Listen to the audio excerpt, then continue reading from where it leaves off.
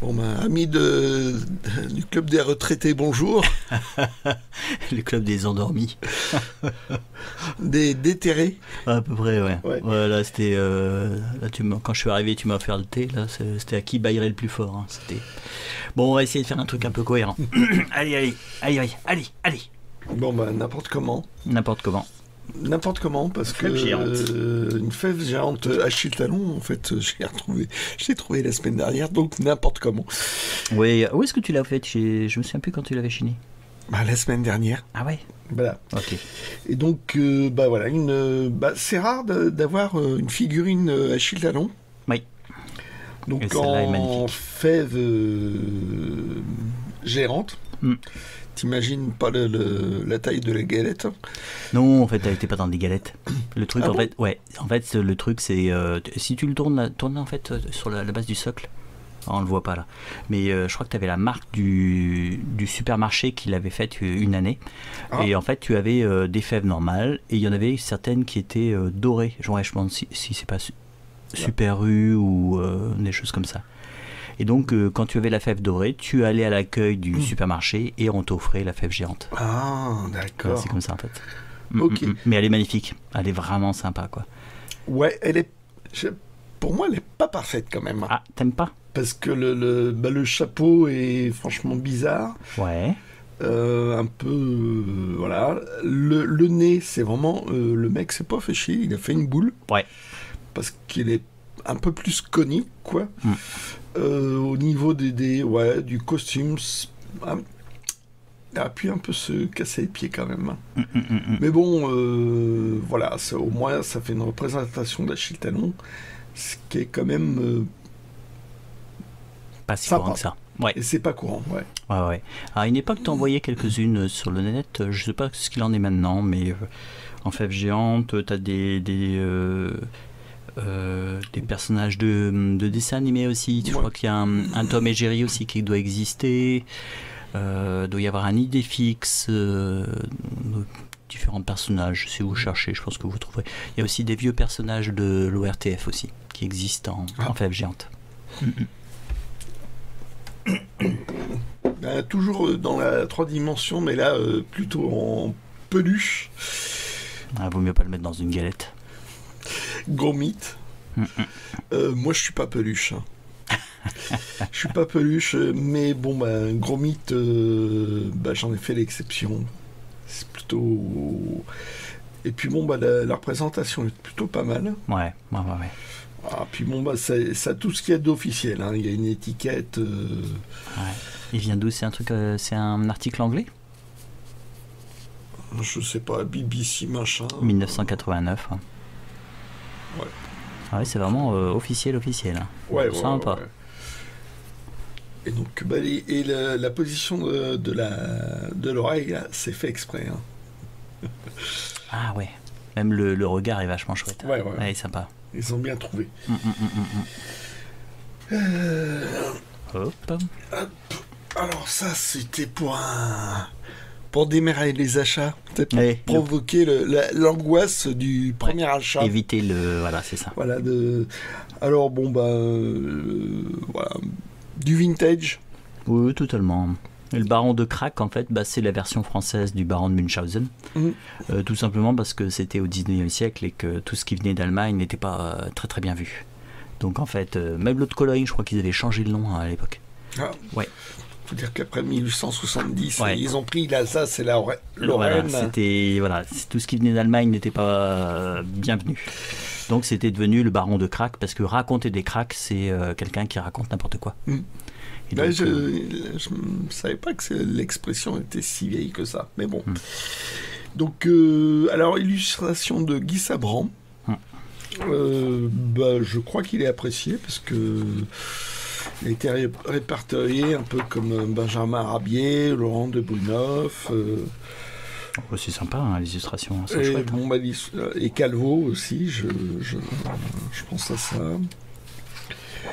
Donc ça fait un petit objet sympa. Le mec n'en demandait pas des 1000 et des cents. Donc voilà, Bah, il avait 2-3 livres intéressants, mais c'est pas ce qui nous intéressait. C'était surprenant ce qu'il avait. Ouais, je pense que c'est pas la première fois qu'il proposait des choses. Il me semble qu'on l'avait vu l'année dernière déjà, il me semble. Ah oui, ouais, pour remettre dans le contexte, en fait, pendant que le geek belge feuillette, c'est qu'on a déjà fait les 2 vides-greniers de ce matin, parce qu'on a fait 2 vides-greniers ce matin, l'année dernière, et dans le premier où il y avait pas mal d'exposants, moi j'avais pas trouvé grand chose, et c'est dans le second où il y avait 7 exposants qu'on avait trouvé des comics très rares. Ouais. Donc c'était amusant. Et cette année, ça a été plutôt l'inverse, la logique a été respectée là. Cette année, ouais. Bon. Enfin, il n'y a pas de miracle non plus. Parle pour toi. Teasing. Et ouais. Ah oui, là c'est quand il attrape le boulet de canon, et il est dessus. Ouais. Et ça c'est là que j'ai eu la confirmation que c'était bien le baron Munchausen. Ouais, on le voit dans le film, ça, cette espèce de truc.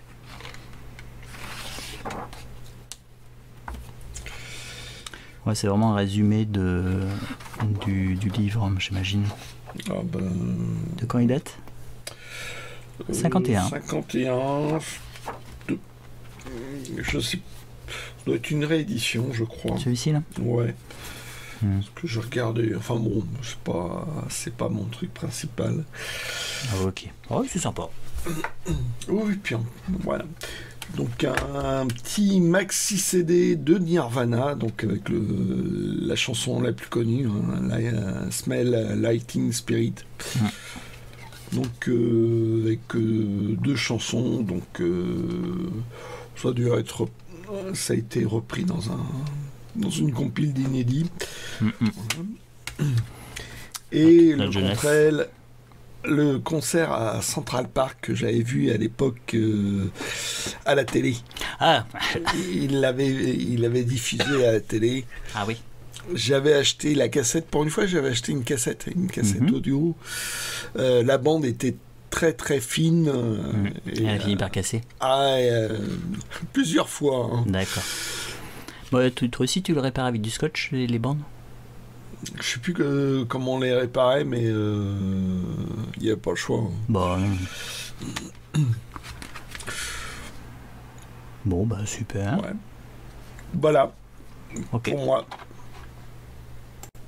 Hop. Enfin, moi au moins j'ai donné dans la sobriété. Et toi? Non, pas tellement, non. Je pense qu'en fait, ce week-end, il y a eu une sorte de conjonction. Parce qu'en fait, bon, je cherche les livres dont vous êtes les héros, et ça fait plusieurs semaines. Déjà, je suis content quand je trouve un que je n'ai pas. Et puis là, bon, bah voilà, ça a commencé hier. Alors, je sais pas jusqu'à quand ça va durer. Là, hop, regardez, pour éviter un tunnel, là, je suis en pleine réflexion. Voilà. Un canard, ceci n'est pas un canard. Donc, montre-le franchement. Voilà. Ouais, vous voyez, hop. Mais c'est pas dans l'ordre. Mais c'est un canard, j'en parlerai.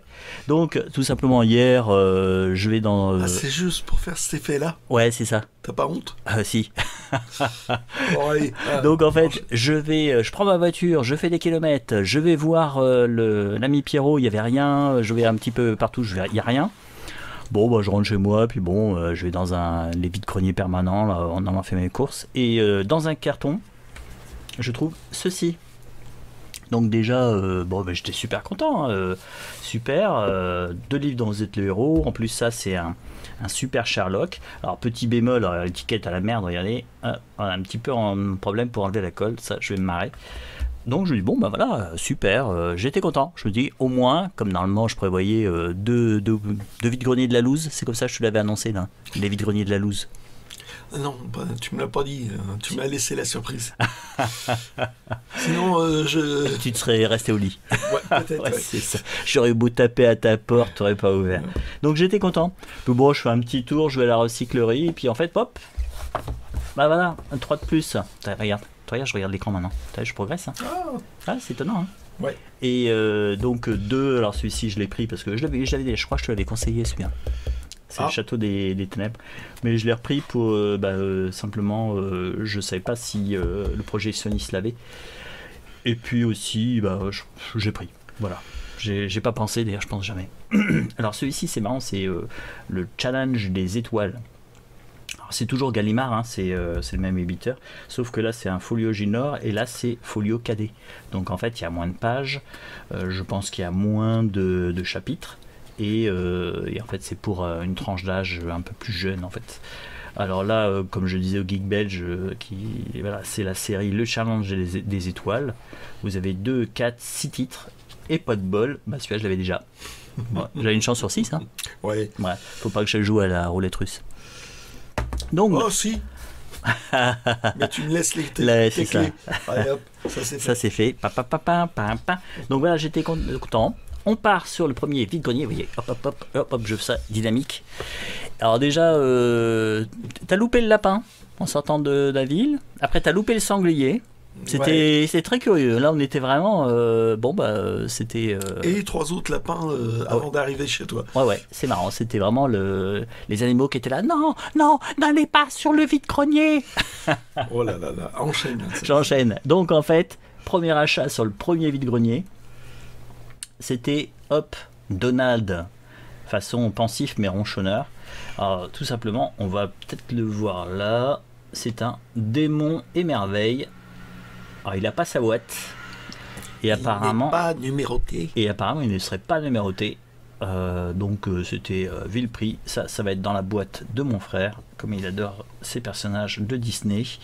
Il y avait des choses qui étaient en boîte et numérotées. C'était pas le même prix. Hein. Ah non, c'est pas le même prix. Moi, c'était pas mon truc. Bon, des 1000 et des 100 dans ce genre de truc, ça me gave. Moi, mon frère m'en a offert, j'en ai quelques-uns, ça me suffit en fait. Il y a encore quelques-uns, non, c'est même pas des trucs en résine, hein, c'est des différents objets que j'ai chinés et ça me va très bien comme ça. Mais là, pour mon frère, je pense que j'espère que ça va lui plaire. Hop, et c'est alors qu'on avait fait pratiquement les 3/4 que sur un stand. Il était en train de pleurer. Il était en train de pleurer. J'étais vraiment en train de pleurer. Je trouvais pas, machin. Je n'ai rien trouvé. C'était plutôt ronchon. C'était pas. C'était. Moi, je suis assez ronchon parfois. Et voilà. Parfois. Et alors là, c'est voilà. Pam. Ah, alors celui-ci, hop, on met de côté. Donc en plus, ça, ce sont des rééditions, mais ce sont des rééditions loups solitaires. Alors c'était marrant, je me suis aperçu que j'avais dans les loups solitaires, j'avais les premiers, j'avais les derniers, mais au milieu, j'avais pas. Donc là, ça permet de compléter avec le 13. Alors ça, c'est la deuxième maquette, hein, vous reconnaissez, hein. Ouais, vous reconnaissez. Hop. Ils ont un petit peu. Bon, celui-ci, j'ai l'impression qu'il a un petit peu un saut, mais bon, on va pas se plaindre. Hein. Donc voilà, ça c'est le 10, ça c'est le 5. Je crois que le premier cycle du loup solitaire, ça va jusqu'au 6. Et après, il y a une pause et il y a la deuxième série. Ah. Il me semble qu'il y a un truc comme ça. Faudrait que, généralement, faudrait que je les fasse un de ces jours. Parce que j'ai fait certains, mais le début. Il y a très longtemps. Elle commence à apprendre à lire déjà. Ouais, c'est ça. Donc là, par contre, on commence à arriver dans le rare. Là, c'est le 19. Là, défi fantastique 49 aussi, c'est pas le plus courant à trouver. Le 20 est là. Alors bon, il a eu un pet, hein, mais bon, ça arrive. Donc 19, 20. Hop, le solitaire. Là, c'est le 15. Là, c'est le 18. Hop, là on a Destin 2. Alors, je ne connaissais pas du tout cette série. Ça doit être plutôt de. On ne sait pas trop si c'est fantasy ou steampunk ou SF. On ne sait pas trop. C'est curieux ça. Là, on est dans les défis fantastiques avec le 55. Donc voilà, là j'étais super content. On va les remettre là. Je regarde, mais pas toujours. Donc incroyable. On serait cru il y a 4 ou 5 ans. Quand personne collectionnait les livres dans The Héros. C'est parce qu'il y a une époque où en fait vous les trouviez à midi, hein, personne n'en voulait. Puis d'un seul coup il y a eu une espèce de déclic, je sais pas ce qui s'est passé. Il y a eu l'effet nostalgie, je pense, sur ceux qui ont connu cette période-là, hein, un petit peu comme moi. Et puis aussi il y a des gens plus jeunes, beaucoup plus jeunes, qui les chinent. Peut-être un effet en fait comme le rétro gaming. Un petit peu comme ça. Hein. Ouais. Donc là, combien il y en a? On va les compter. 2, 4, 6, 8, 9, 10, 12 d'un coup. Et honnêtement, c'est quand même pas courant d'en trouver 12 d'un coup maintenant. Et à part ça, ils se vendent pas. Bah non, mais c'est vrai. Quand j'ai vu la boîte, j'y croyais pas. J'ai eu un peu peur pour le prix. La personne ne savait pas trop le prix. Au début, c'était 3, après, ça a été 2. J'étais un peu négocié, puis ça passait pas, mais j'ai pris. Ouais, hop. Parce que je suis un vil margoulin. Oui. Hop. Mais ça, tout le monde le sait. Ouais, tout le monde savait ça. C'est pas un secret d'État. Donc, on termine le tour. Je propose au Geek Belge, je lui dis, tiens, en deuxième tour. Bon, ouais, deuxième tour. Ouais. Il me dit, bon, ouais. Moi, ce qui veut dire oui. En gros. Ma réputation est faite. Je fais un deuxième tour. Voilà, un petit livre hyper pointu sur la guerre 14-18. Donc, vous connaissez la chanson de Brassens. Hop, et voilà, c'est hyper pointu. C'est la vision de la guerre 14-18 dans une ville. Et là, c'est vraiment en 94. On va voir. Ça va vraiment très très pointu, mais très intéressant. Voilà. Alors, il y avait ceci sur le même stand. Alors, ça, c'est pas la guerre 14-18. C'est le char léger Hotchkiss 1938 modèle H. Et c'est la notice d'entretien. Et c'est vraiment marrant. Hein. Voilà, ça devait être pour les mécaniciens et les. Alors généralement dans certains chars, il y avait c'était souvent le pilote qui aussi s'y connaissait un peu mieux en mécanique, qui était capable sur le terrain de réparer s'il y a une petite connerie, s'il pouvait. Et donc ça devait être pour le pilote ou pour les mécanos. Donc on a une petite présentation du char Hotchkiss. Donc c'est un char en fait français, donc 1938, ça c'est l'amélioration, parce que à l'origine le premier char Hotchkiss il était de 1935, sauf que c'était une grosse merde, le moteur n'était pas assez puissant. Donc en fait en 38 ils ont mis un moteur qui était un peu plus puissant, qui passait un peu plus puissant pour l'époque. Ça passait de 75 chevaux à 110. Donc et le machin, le bousin, il faisait 11 tonnes. Hein. Donc au feu vous le preniez avec votre voiture. Hein. Et voilà. Alors ça c'est marrant, c'est les caisses en acier moulé. Et ça c'était en France, on faisait déjà des caisses en acier moulé, alors que les Allemands, les fameux Panzer, ils étaient boulonnés. Les premiers chars étaient boulonnés. Ah. Ouais, donc c'était super parce que des fois tu te prenais un obus dans le blindage frontal, ça passait pas, sauf qu'en fait ça pétait des boulons et tu avais des éclats des boulons qui pim qui faisaient. C'était super. Sympa. Ouais, sympa. Alors c'était. Non mais c'est dangereux la guerre. Ouais, c'est ça. On se blesse très facilement. Alors pour vous donner, là ce qui est sympa, c'est qu'il y a les plans et voilà, ça ressemblait à ça le char Hotchkiss. Son train de roulement était pas mauvais. Le problème c'était l'entretien. Alors le souci c'est qu'il avait tout le souci des chars français pendant la campagne de France en 40. La tourelle c'était de la merde, elle était trop petite et le chef de char qui était le commandant devait diriger son pilote, estimer la situation avec les épiscopes, charger son canon, viser, tirer et en même temps diriger ces deux autres bousins, les deux autres. Donc c'était infaisable. Donc c'était, je sais pas quel est le con qui a eu cité des génies, mais les Panzers allemands, eux, ils étaient 3 dans la tourelle. Tu vas te mettre ces héritiers à dos. Hein. Ouais, c'est ça. Mais il avait un blindage qui était pas mauvais, blindage incliné, ça c'était pas mal. Fiabilité, ça allait un peu. Apparemment, il avait quand même des pannes mécaniques parce que le moteur était pas si puissant, donc le chauffeur avait tendance à pousser. Ça a permis de gagner la guerre directement. Ouais, et alors les Allemands, souvent les Allemands. Quand ils gagnaient une campagne, ils regardaient tout le matériel des adversaires pour voir ce qui était réutilisable. C'est marrant parce que celui-ci, ils l'ont pas beaucoup réutilisé. Hein. Ouais, c'est pas réutilisé. Autant parce qu'après, je pense qu'ils ont démonté les alors classiques. Je pense qu'ils ont démonté les tourelles pour en faire des blindages sur le mur de l'Atlantique. Je crois qu'ils s'en sont servis comme ils avaient besoin de tracteurs pour transporter les munitions. Il fallait souvent des tracteurs à chenilles pour suivre les Panzers, donc je crois qu'ils s'en sont sortis. Et ils ont utilisé une petite vingtaine pour faire un chasseur de chars, le Marder. Mais ils s'en sont servis d'un autre modèle qui était beaucoup plus fiable. Mais voilà. Et puis sinon, ils se sont servis aussi de ces chars-là. Comme c'était loin du front, ils les ont mis en Normandie pour la défense et puis pour se défendre aussi quand il y avait des partisans, un char ça pouvait faire la différence. Je crois même qu'ils en ont donné aux Italiens aussi. Voilà. Donc là, je vous ai donné une planche du moteur. Oh, ça peut servir, hein. Tu sens pas l'excitation de voir un moteur de Hotchkiss? Non? Ça te fait pas vibrer? Non, pas du tout. Non, c'est normal. Et c'est vraiment pointu, hein, ce truc-là. Je me demande comment ça se fait que j'ai retrouvé ça sur un... Bon, sur le stand, il y avait 2-3 trucs sur la guerre. Hein. Mais bon, à voir ça, c'est surprenant. Ah, ça fait un bel objet. Hein. Ouais, je sais, ce qui me surprend, c'est que je l'achète, non? C'est ça? Ouais, mais je trouve ça chouette. Non, même pas de ta part. Non, pas du tout, parce que j'ai des trucs... J'en ai plusieurs déjà sur les chars. Et ça, c'est différentiel, système différentiel.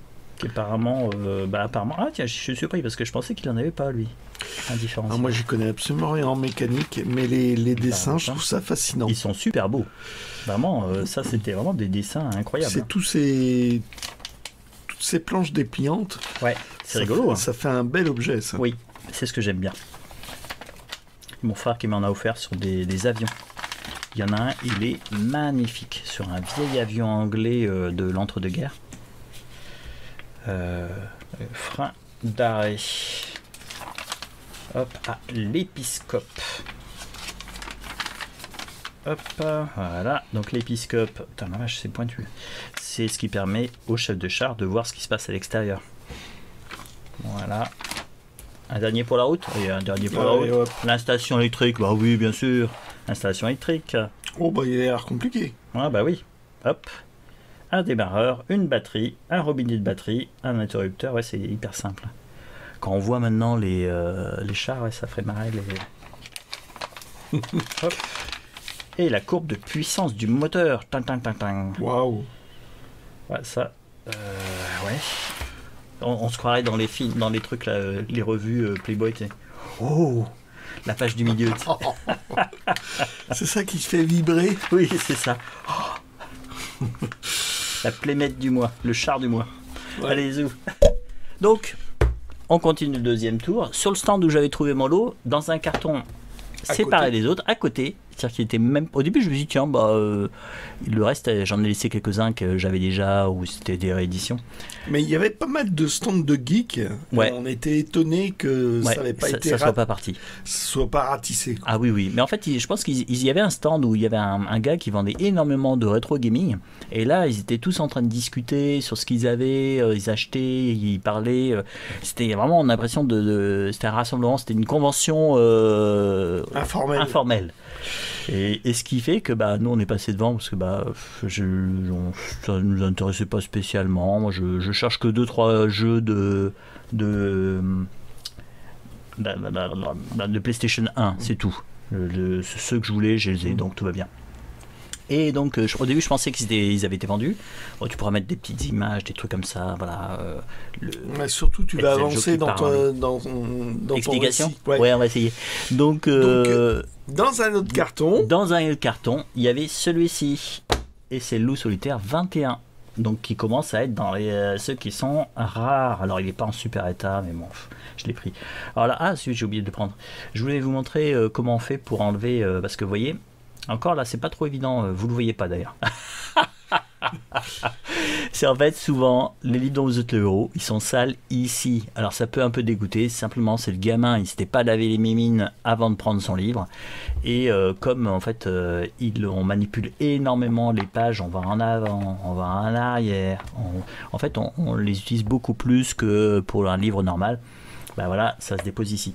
Alors c'est tout simple, hein. Vous prenez du papier de verre, du 100, du 120, vous prenez un tout petit bout, vous l'enveloppez dans votre gomme, et en fait, après, vous tournez légèrement les pages, alors faut pas plier trop, hein. Vous tournez légèrement les pages, avec votre gomme... de profil. Profil comme ça. Donc tu tournes légèrement... Voilà, on tourne légèrement les pages comme ça. Alors ce qui fait qu'en fait, les pages là, ici sont... Sur cette côté-là. Voilà, vous allez tout choper, comme ça. Voilà, vous voyez, c'est un petit peu plus large. Vous prenez votre gomme qui est enveloppée dans un petit peu de papier de verre, du 100, hein. 100, 150, c'est pas moins, mais n'y allez pas avec du 50. Hein. Et vous frottez très légèrement, et vous allez voir, ça va s'estomper. Bon, là, je peux pas faire grand-chose. Hein. Voilà. Vous pensez que j'ai fini? Ben non, j'ai pas fini, restez. Ah, hop. J'en voyais qui commençait déjà à se lever. Rise of the Tomb Raider. t'as marqué l'accent. Alors ce qui est marrant, c'est que la personne nous affirmait ah non, ça vient d'un film, ça vient d'un film. Et en fait, je voyais le geek belge Puis qui. elle avait. Elle était apte. Et puis elle disait qu'elle avait bossé dans un. Ah non, c'est d'origine ça. Ouais. Elle avait bossé dans un cinéma. Donc et pour elle, c'était. Ça venait d'un film. Alors que, ouais, c'est vrai que c'est des superbes images. Hein. Au début, je me suis dit, non, ça c'est pas un film, ça c'est un jeu. Et ça vient du jeu. Et donc, en plus. On voit bien ici, c'est Micromania, Crystal Dynamics. Donc ça vient d'un des jeux Tomb Raider. Alors je sais pas lequel, parce que je n'ai pas tout vu dans les Tomb Raider. Alors je baisse un peu parce que ça reflète là. Ah oui, ça reflète. Ah, ouais, c'est vrai. Là je regardais pas. Là je sais pas lequel c'est. Je me demande si c'est pas celle où elle arrive dans une île où il y a... ouais, là elle donne les refs. Une action de jeu très réaliste.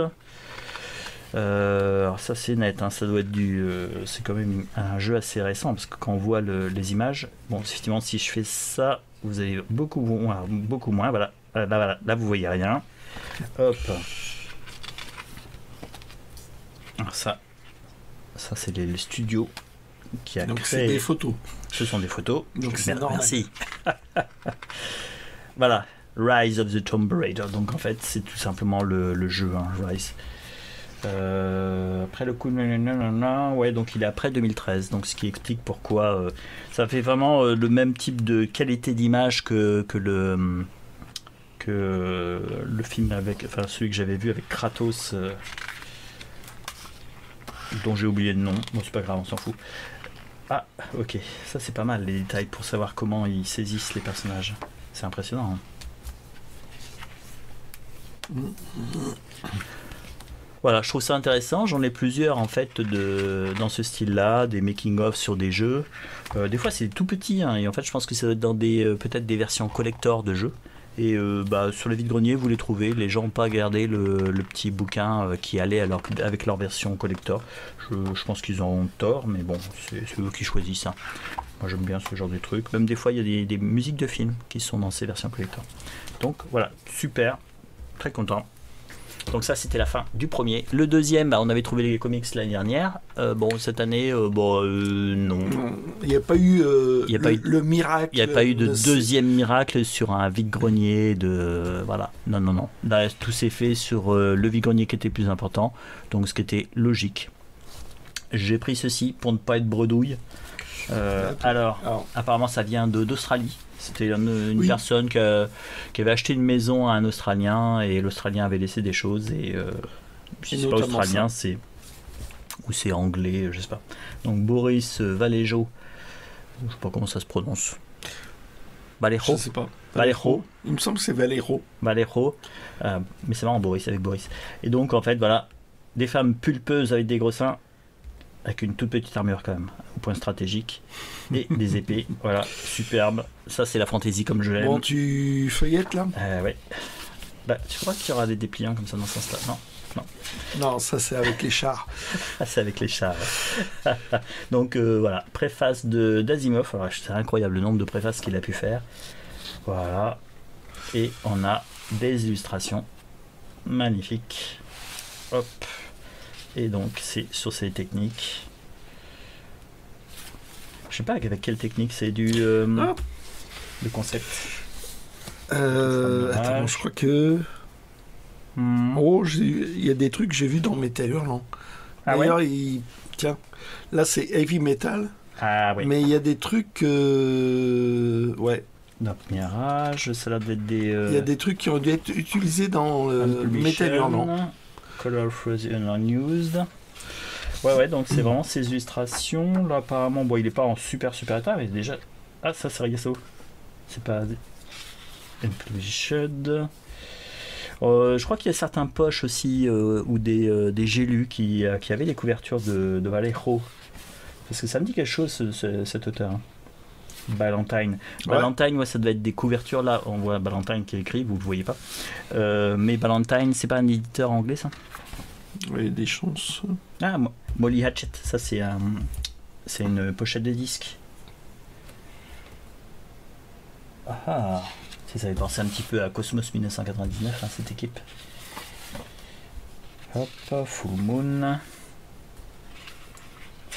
Voilà, donc il est... c'est quand même très chouette. Hop, là bien sûr. Hop. Tree of Death. Là, c'est pas mal, mais c'est pas ma tasse de thé personnellement. Tiens, derrière, t'as. Comment ça s'appelle c'est. Là aussi. L'homme de bronze. Ouais.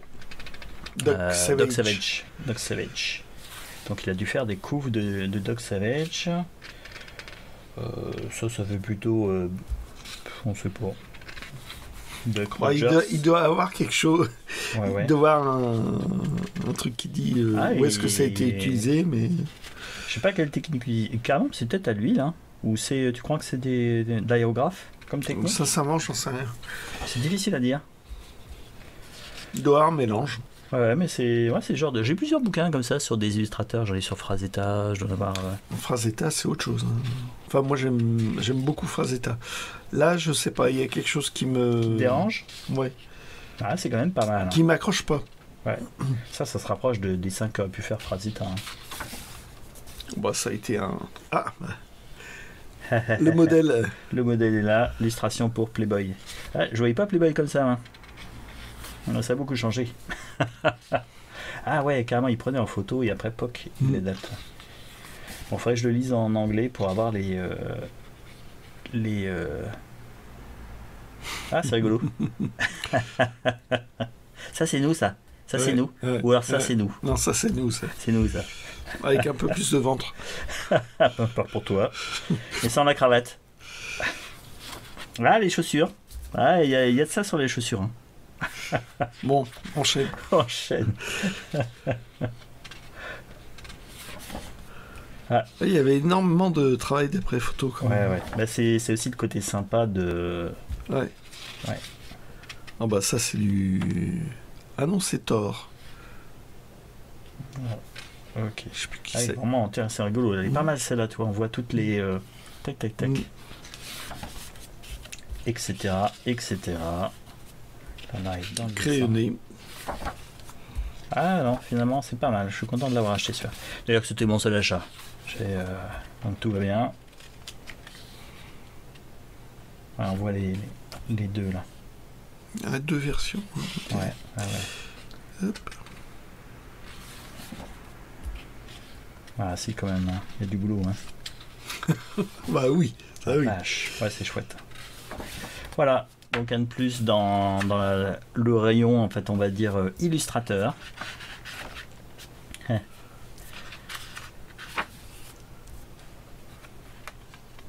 Ah, ça me dit quelque chose, ça. C'est pas c'est une couverture de film, ça. Une affiche. Ouais, une affiche de film. Ça, là. Et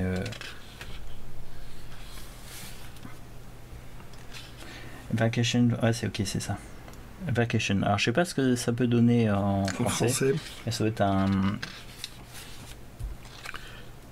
Hop. Bon, on vous passe tout, hein. Ouais, autant qu'on y est. Ouais. Broken Sword. Sorceress. Vous ferez des arrêts sur l'image, hein, si vous voulez voir plus. Invictus. Non, c'est pas Clint Eastwood.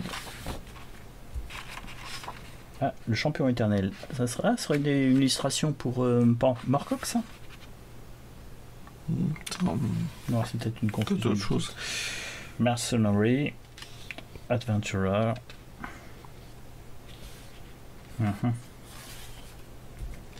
Space Guardian. Flying. Donc vous voyez, c'est quand même très fantasy, très... Donc ça va bien. Ah, Painting for Heavy Metal.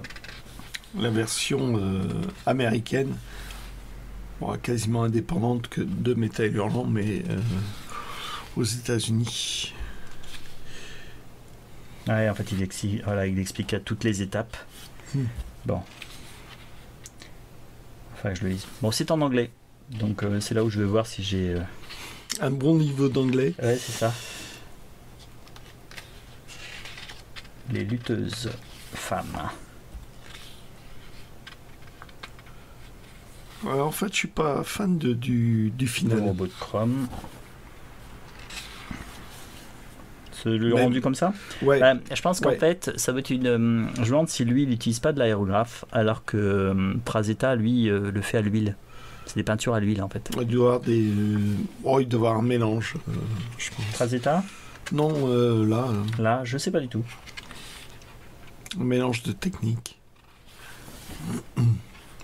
Postface. Il y a une date à la fin? Non, il n'y a pas de date. Par contre, il y a un ISBN, mais il est tout petit. En livre. Et en fait, comme c'est en livre, ça peut pas. On peut pas se dire c'est avant 81 parce qu'il n'y a pas de code barre. Il a peut-être acheté en Angleterre ou un truc comme ça. Ou c'est un import. Ou... C'est possible. Là, faudra que je farfouille sur. Si. On va peut-être être idée là. Copyright 1985. Donc, ça serait après 85, mais effectivement, comme c'est. Là, tu rallonges la sauce, là. Ouais, non, donc ça vient d'Angleterre. Donc c'est pour ça que même si c'est 85, vous n'avez pas de code barre. Voilà, c'était le dernier achat de ce week-end. Bah voilà, super content, de belles trouvailles. Je m'y attendais pas, honnêtement. Ouais. Bon, on va vous souhaiter une bonne semaine. Tu as quelque chose à rajouter, le Guy Belge? Non. Non. Voilà. Ouais, c'est un autre style de héros. Bon, allez, ciao.